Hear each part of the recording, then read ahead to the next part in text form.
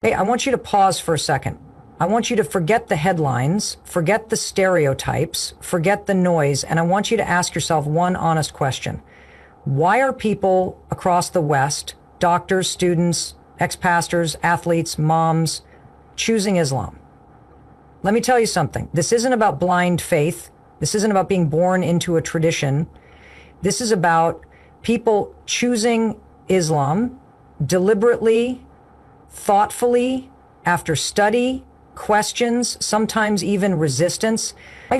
Why? Let's break it down. No fluff, just facts and insight. Let's get honest here. People are tired of surface level living, the rituals that are empty, the traditions that feel hollow, the answers that never really answer anything. And when someone's looking for meaning, real meaning, they don't want a sugar-coated answer. They want something that speaks to the soul. That's where Islam is coming in strong, especially in the West. You see, one of the biggest reasons Islam is growing isn't because of pressure or persuasion. It's because when people encounter it, they recognize something that's been missing: authenticity. There's a raw honesty in Islam. It doesn't pretend to be trendy. It doesn't shift its values with the culture. It offers a way of life that's consistent, rooted, and deeply personal. And in a world where people are constantly performing, especially online, that kind of spiritual sincerity hits hard. Take prayer, for example. In Islam, prayer is not just something you do once a week in a group. It's 5 times a day, just you and God. No priest, no choir, no emotional buildup, just a quiet, disciplined act of connection.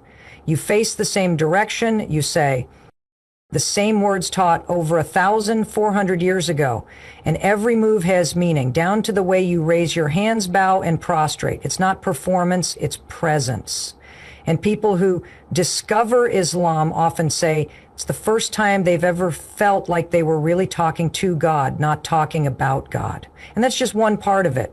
Fasting during Ramadan, that's not about starving. That's about control, self-restraint, mind control, soul control. For 30 days, Muslims all over the world shut off autopilot. They stop eating, drinking, even saying certain things from dawn till sunset. And it resets everything. It's not some random detox. It's deliberate. It's about realizing how strong you are when you rely on something greater than yourself. It's about putting spirituality back in the driver's seat. This resonates especially with people in the West, where the pace of life is constant, the expectations are crushing, and the spiritual life, if it exists at all, often feels disconnected. People are exhausted. They've been told to chase happiness in productivity hacks, shopping carts, or wellness apps, but they're still coming up empty. And so when they find a system that tells them, hey, your creator knows you better than anyone, submit to that, and you'll finally find peace, that feels like a radical breath of fresh air. And here's what else is striking. The structure of Islam is liberating, not limiting. From the outside, it might look rigid. Pray at these times, eat these foods, dress this way. But once people start living it, they say the opposite. They say it simplifies everything. You don't waste energy on guesswork. You don't feel like you're reinventing your values every week. You live with purpose. You walk with clarity. So when we say Islam is growing in the West, this is a big part of why. People aren't just finding a religion. They're finding alignment between heart and action, between intention and behavior. And in a time where so much feels fake or forced, that kind of authenticity, it's not just refreshing, it's transformed. Let's be real. Loneliness is an epidemic in the West. People are more connected than ever through social media, but at the same time, they're more isolated than ever in real life. You can have 500 friends online and still feel like no one really knows you. That sense of community we all crave, for a lot of people, it's just not there anymore. And that's one of the most powerful reasons Islam is growing in the West. It offers something people are desperate for: belonging. Now, this isn't just casual socializing. This is deep, meaningful, day-to-day support. When someone becomes Muslim, they're often surprised by how quickly they're embraced. not just with a welcome message, but with real connection. People offer rides to the mosque, meals get delivered, strangers become like family. It's a level of care and presence that many people haven't experienced before, sometimes not even in their own biological family. And it's consistent. It's not once a year on a holiday. It's every Friday at the mosque. It's every Ramadan night at the iftar table. It's every time you say salam to a fellow Muslim, even one you've never met before. Think about that. There's a built-in greeting, peace be upon you, that every Muslim gives to every other Muslim alone creates an instant human bond. Doesn't matter your race, your background, your income. You could walk into a mosque in London, New York, or Paris, and you're treated like a brother or sister in faith. That kind of unity, it's rare. And people who've never had that before, they feel it right away. And here's something else that hits hard. The Muslim community prioritizes togetherness. Islam doesn't just encourage community, it requires it. The Friday congregational prayer isn't optional. It's a weekly gathering where people check in with each other. It's not just prayer, it's connection. You're shoulder to shoulder with people from all walks of life, facing the same direction, praying to the same God. There's no VIP section. Everyone stands equal. And that physical reminder that we are one is deeply grounding. During Ramadan, this sense of togetherness multiplies. Every night, communities come together to break their fast. Mosques overflow with people. Strangers pass out dates and water. Families open their homes to guests. And if you're alone, you won't stay that way for long. Someone will notice. Someone will invite you in. That's the culture. That's the default. Now imagine you're someone who has felt invisible most of your life, someone who's never been part of something bigger, and suddenly you find yourself welcomed into a global family of 2 billion people, not just in name, but in action. You're seen, you're valued, you matter. That kind of belonging changes lives. Even beyond the rituals, the Muslim community emphasizes service.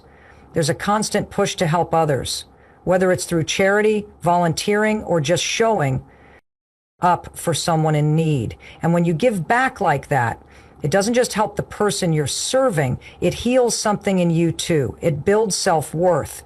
It builds connection. It reminds you that you're not alone. And let's not ignore the emotional and mental health side of this. Studies have shown that having a strong, supportive community directly reduces anxiety, depression, and even physical illness. Islam provides that. Converts often say it's the first time they've had a network that really cared, not for what they do, but for who they are. So when people ask why are so many in the West turning to Islam, this is one of the biggest reasons, because in a world full of division, Islam offers unity. In a society drowning in individualism, Islam says, you belong here. And for many people, that's not just compelling, it's life-changing.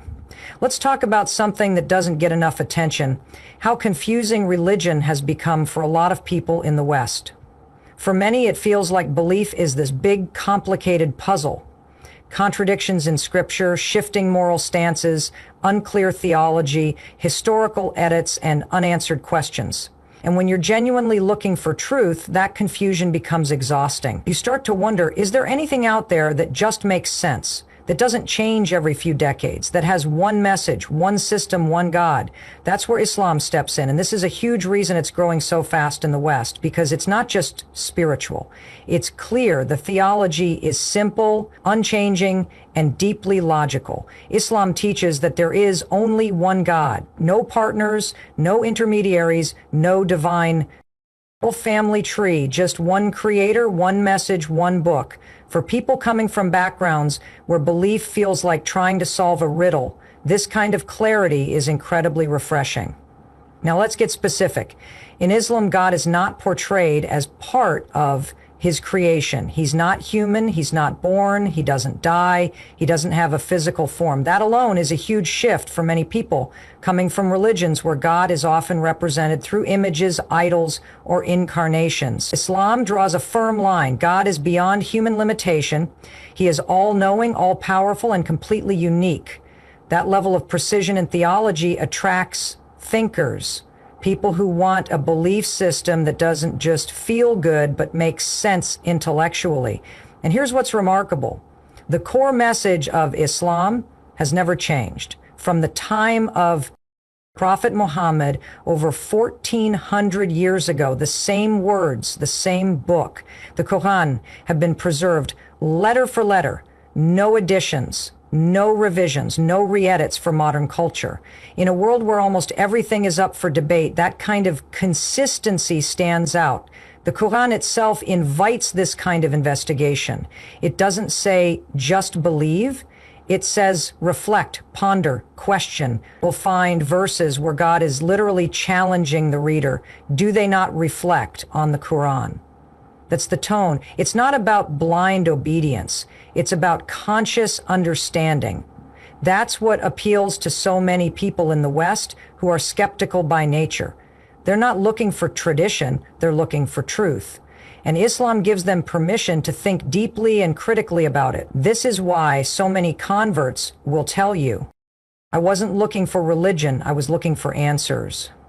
And they found those answers not through emotion or pressure, but through study. They read the Qur'an. They researched the life of the Prophet. They asked the tough questions. And what they discovered was a belief system that holds up under scrutiny, not just spiritually, but intellectually, morally, and scientifically. And let's talk about daily life. Islam doesn't just give you a belief, it gives you a blueprint. It tells you how to treat your parents, how to handle money, how to build relationships, how to purify your heart. It covers the whole spectrum of human experience, not in a controlling way, but in a way that says, here is the path if you want peace. There's no guessing, no picking and choosing based on trends. It's all there, clear and preserved. So when someone embraces Islam, they often describe it as a moment of alignment, like something inside of them just clicked. Not because they were forced to believe, but because finally they found something that made sense, that answered their questions, that didn't change with the times or bend to culture, just pure, unshaken, timeless clarity. That's why Islam isn't just surviving in the West, it's thriving, because in a world full of noise, it offers something rare, truth that speaks clearly.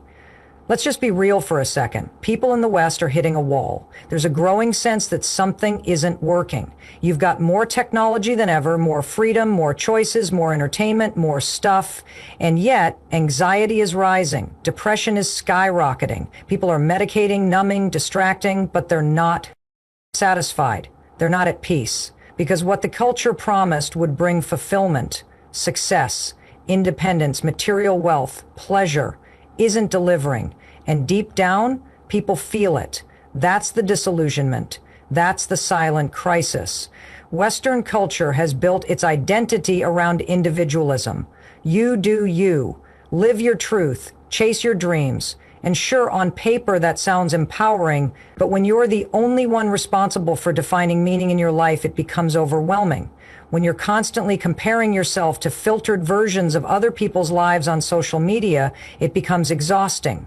The pressure to be productive, to be attractive, to be successful, it's nonstop. People are burning out trying to live their best life, and many are quietly asking, what's the point of all this? That's where Islam enters the picture, not as a trend or an escape, but as a real alternative. Islam doesn't tell you to define your own truth. It gives you a truth that's been tested and preserved for over 1,400 years. It doesn't ask you to chase the next big thing. It asks you to slow down, reflect, and connect to your Creator. And for people who've been trapped in the cycle of consuming, scrolling, and comparing, that's not just appealing. It's liberating. Islam flips the script. Instead of chasing status, it asks you to chase sincerity. Instead of worshiping your desires, it teaches discipline and self-control. Instead of finding meaning through external success, it teaches that true peace comes through submission to the one who created you.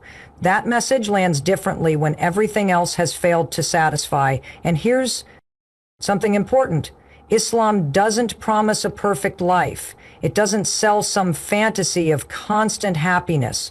What it offers is purpose. And that's exactly what so many people in the West are starving for. Not more comfort, not more dopamine hits.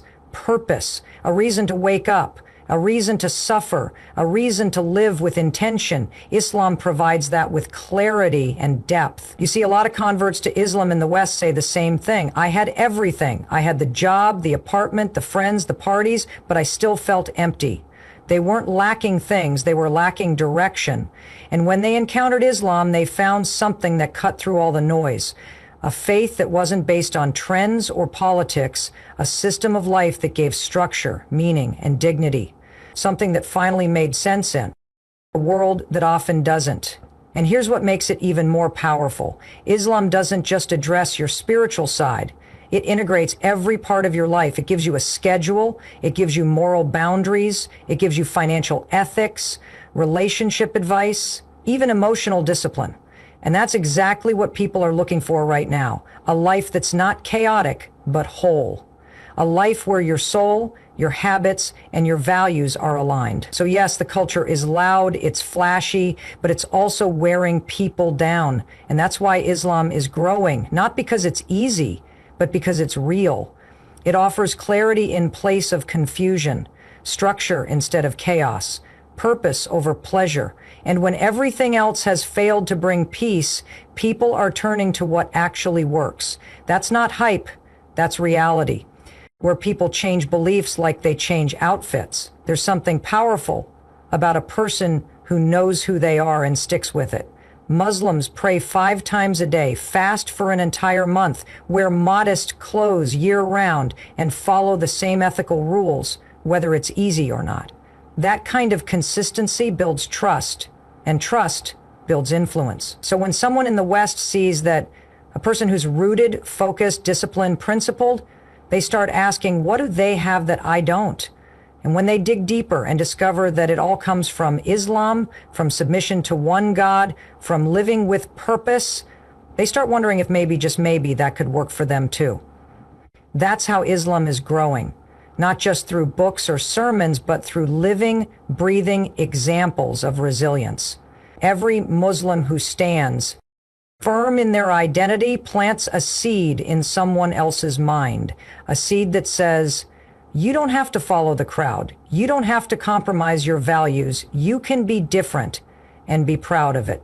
That message is spreading and it's changing lives. So here's the truth. Islam is not spreading in the West because of force, fame, or flash. It's spreading because people are waking up. They're realizing that what the world told them would make them happy, status, success, likes, comfort, isn't enough. They're searching for meaning, structure, and purpose. And when they encounter Islam, they don't just find a religion, they find answers. They find a faith that offers community in an age of loneliness, a belief system that is clear, consistent, and built on reason, a culture of resilience where identity isn't something you have to apologize for. They see people living with discipline, praying with intention, and holding on to their values while the world lets go of theirs. And all of that, it makes people curious. It makes them question. It makes them explore. And when they do, they discover that Islam speaks not just to their mind, but to their soul. That's why it's the fastest growing religion in the West. Not because it's easy, but because it's real. The world is changing, people are waking up, and Islam is standing tall, unapologetic, unchanging, and unbelievably relevant. Thank you.